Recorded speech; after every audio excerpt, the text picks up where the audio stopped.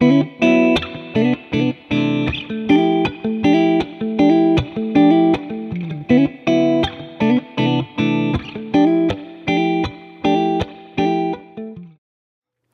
now, we are sitting in a museum on the native homelands of the Wampanoag people who have lived here and tended to this land for thousands of years before the English settlers arrived. This land is unceded, meaning the English did not purchase this land, nor was it gifted. They took it. In 1914, less than 200 years after the Pilgrims arrived in Provincetown, PAAM was founded. This symposium stems from a desire to develop a more rigorous understanding of what it means to be here in Provincetown, on the Outer Cape, tending a dense and rich art history which in large part has grown from a reverence for this land. Through this reverence and attraction, we've formed all kinds of identities for ourselves and for this place: bohemian, free, a site of queer refuge. The land has clearly acted upon us, shaped us, and given to us. But how have we acted upon this land? There are endless answers, but I want to point to Ross Moffat's painting right there called Landslide at Highland Light. It's the vertical one with the blue sky. As one example, as a very physical example of human-made erosion. I also want to point to the two paintings in this far corner, and there will be plenty of time to look on our breaks and after. These paintings are by George Yater and Mary Hackett, and they're paintings of Corn Hill.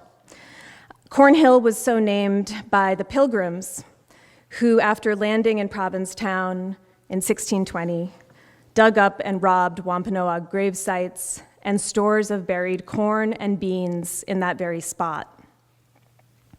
There are so many stories living in this land, and thereby in these landscapes, sometimes hiding in plain sight behind the ubiquity of place names or street names.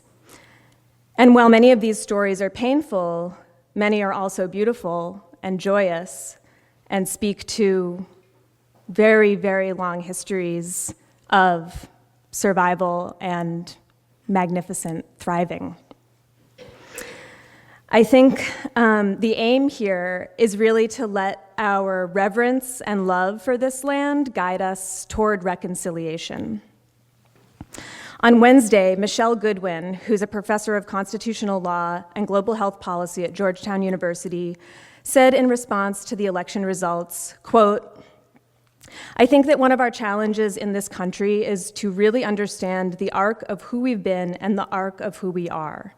We tend to think that we actually had our own truth and reconciliation such that we have confronted what have been the thorny, horrific parts of our past, and we haven't," end quote.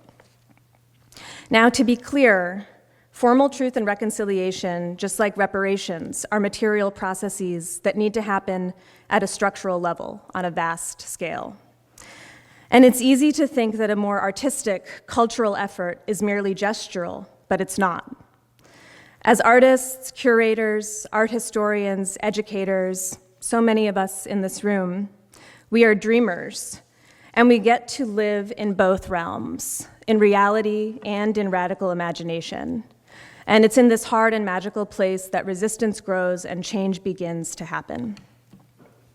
So in that spirit, I'm really pleased to welcome our three fabulous presenters today, Elizabeth James Perry, Ryan Rice, and our keynote speaker, Tess Lukey, all of whom are doing such important and vital work to preserve, amplify, and advance Indigenous art making and cultural production near and far.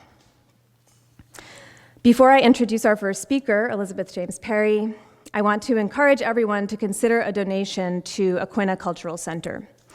And there is multiple ways to donate on that pedestal in the back. And I know that many of you have already, and we thank you for that.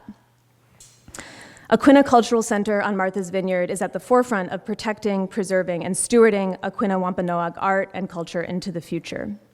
PAAM's invitation to donate is a small gesture of gratitude for their work and an acknowledgement of our museum's location on unceded native land. Thank you, Aquina Cultural Center, for partnering with us in this initiative. This donation ask is inspired by the Shumi Land Tax Initiative of the Sogorea Land Trust in California. Paying a yearly land tax is one way of redistributing resources to the original inhabitants of the lands we dwell on, and also ensuring that the land is tended and preserved with the expertise of those who know it best. And now, a brief thank you for several people and businesses and foundations that have made this all possible. Thank you to our presentation proposal readers, Maura Coughlin, Megan Hinton, and James Stanley. I also want to thank Leslie Marshall, who laid the groundwork for the symposium. I want to thank our CEO, Chris McCarthy, for unwavering support in this very new endeavor, and all the staff at PAAM who have made this happen. It's been some good work to do with all of you. PAAM is grateful for the support of our symposium sponsors and partners, Arts Foundation of Cape Cod, Provincetown Economic Development Committee, the Lex Vest Group, Aquina Cultural Center, Farland Provisions, East End Market, and Angel Foods.